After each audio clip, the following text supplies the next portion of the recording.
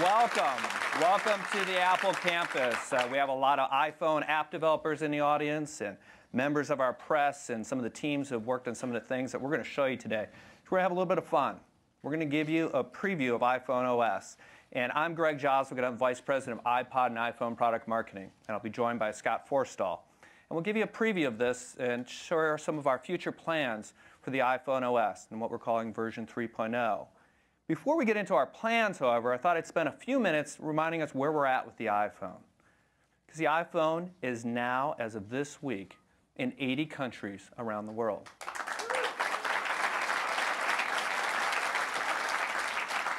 It's amazing because we started less than 2 years ago in one country. And actually, even a year ago, we were just in a handful of countries. And now we're in 80 countries around the world.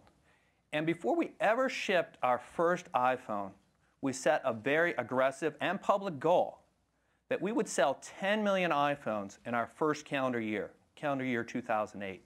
And we blew that number away.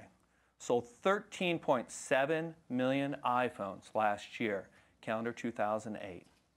And if you look at our iPhone sales from the time that we started shipping in June of 2007 through the end of this last calendar year, you see that we've sold 17 million iPhones. And there's a clear inflection point of when we introduced the iPhone 3G. And you see the great acceptance we've had of this product. But the iPhone isn't the only product that runs the iPhone OS. The iPod Touch also runs the iPhone OS. And if you look at that same time period, through the end of this past calendar year, through the end of 2008, we've sold over 30 million devices, over 30 million units of iPhone and iPod Touch through the end of 2008, providing a great opportunity for our app developers. This also, of course, provided a great opportunity for app developers. And we first introduced the beta of this iPhone SDK here on this stage just 1 year ago. And in this 1 year's time, we've had over 800,000 downloads of the free iPhone SDK. Absolutely amazing. And we've had over 50,000 individuals and development companies join our paid iPhone developer program. It has gotten off to a gigantic start. And if we look at these developers, I find it very interesting that most of them, over 60% of them, had never developed for any Apple platform before. And yet they were able to quickly create some amazing apps in the App Store. And the App Stores appeal to big developers, small developers. You know, big developers, a good example of that's like Gameloft. And if I could read you this quote, Gameloft says that the iPhone OS has provided the next great development platform for Gameloft. The App Store has been simply amazing, and they already have over 20 games in the App Store. They've had over 2 million paid downloads in just a few short months. That's incredible. Already over 20 games and already over 2 million apps that have been sold by Gameloft. But what's really exciting is that the App Store levels the playing field. And it makes it so the small guys can succeed as well. And an example of that is Steve Demeter. I see him in the crowd now, who is a one-man shop. And maybe rather than have me read his words, we've got a short video of Steve.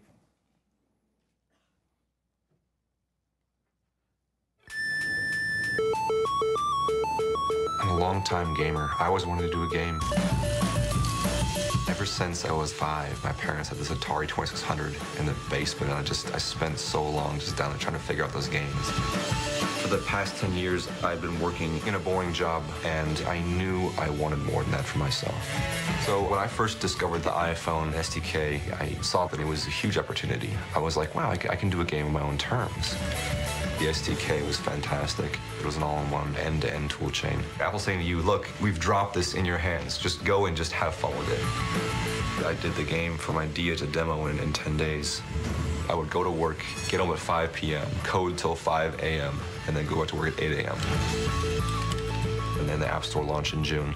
My buddy Patrick called me up. He's like, dude, like, App Store is like open and you're like 8th place. And I'm like, oh my God. I've really enjoyed the kind of success that Apple has allowed me to have. When I got the first payments, it's wired to your account by territory. Canada came in, and then like Japan came in, and then USA came in, and it was like... I don't have the budget to, be a big company and have a big marketing plan, but the App Store is a meritocracy. You can be some guy in a garage, and if you're making a game that people really enjoy and has something to offer uniquely, it'll get noticed. I'm Steve Demeter, creator of Trism.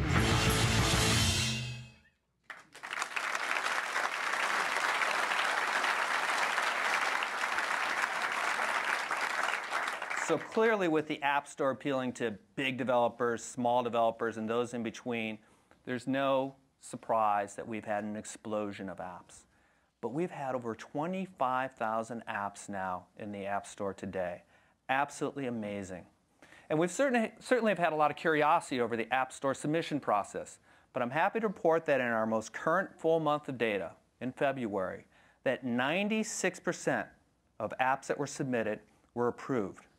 And we're moving apps through the store faster than we ever have, because 98% of those apps were approved in 7 days or less.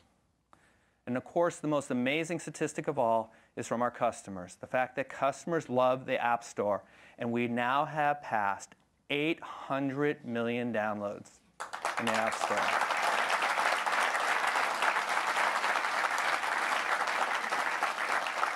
And that's in 8 months' time.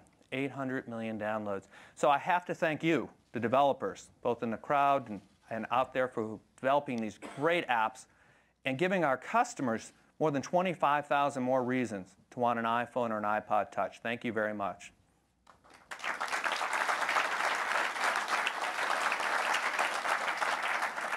So clearly we've created something profound, amazing, certainly something we haven't seen the likes of before. And this is just the beginning. We're just scratching the surface. We're 8 months into this App Store. Imagine where it's going to be in the coming months or a year from now. And to help give us a glimpse of that future, I'd like to bring Scott Forstall up to give us a preview of iPhone OS 3.0.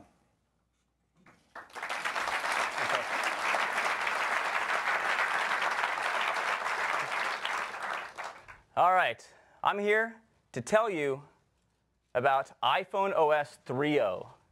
Now this is a major update to the iPhone operating system. And that's the operating system that runs on all iPhones and iPod Touches. It comes with incredible features for developers and for our customers. Let me start by telling you what we're doing for developers. A year ago, we announced the native iPhone SDK. And with it, we enabled developers to use the same native APIs and tools that we use internally to build all of the applications that ship as part of the iPhone. Now, our goal here was to make developers successful. We gave them the best tools and APIs and frameworks ever for building applications. And what they did with this blew us away, as Josh showed, to the tune of over 25,000 apps in 8 months. It's incredible. So we've spent the last year working hard to make this SDK even better. And I'm happy to say that with iPhone 3.0 comes the next generation of this native SDK. And with it come more than 1,000 new APIs. This is a lot of functionality to make these apps even easier to develop and allow developers to add even more functionality. Let me talk you through just a little bit of the functionality from this new SDK, starting with enhancements we're making to the App Store. Now, the App Store has been phenomenal. As you heard, over 800 million applications have been downloaded. This is amazing. It is the best way ever for developers to get their applications out to our collective tens of millions of users. It's also a great business deal. Developers can give their apps away for free, or if they choose, they can sell them. If they sell them, the developer picks the price. 70% of the revenue from that price goes straight to the developer. There are no credit card fees. In fact, there are no hosting fees or other infrastructure fees. Apple covers all of that. And developers are paid monthly. So it is a great business deal.